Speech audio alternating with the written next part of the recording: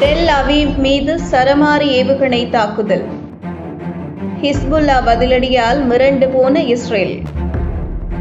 Israel ஆக்கிரமிப்பு படைகளுக்கு எதிராக ஹிஸ்புல்லா கடுமையான தாக்குதல்களை மேற்கொண்டு வருகிறது. நேற்று வடக்கு அரபு நகரமான ஷ்பாம் மீது தொடர்ந்து 5 ஏவுகணை தாக்குதல்கள் நடத்தப்பட்டன. அதன் தொடர்ச்சியாக இன்று டெல் அவீவில் இஸ்ரேல் ஆக்கிரமிப்பு படைகள் மீது பல இடங்களில் ஏவுகணைகள் தாக்குதல் நடத்தப்பட்டது. ஹிஸ்புல்லா போராட்டக்குழு லெபனானிலிருந்து டெல் அவீவ் நோக்கி ஃபட்ட 110 ஏவுகணையை ஏவி தாக்குதல் நடத்தியுள்ளனர்.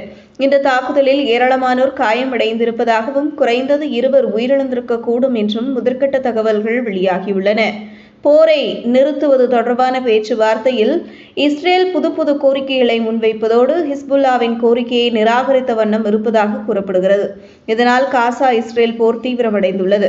மேலும் காசாவிற்கு ஆதரவாக ஈரான், ஏமன், லெபனான் போன்ற நாடுகளும் இஸ்ரேல் ஆக்கிரமிப்பு படைகளை துவம்சம் செய்து வருவது குறிப்பிடத்தக்கது.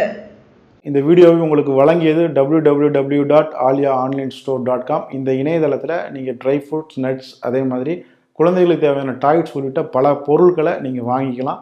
ஒரு தடவை இந்த இணையதளத்தை விசிட் பண்ணி பாருங்கள்.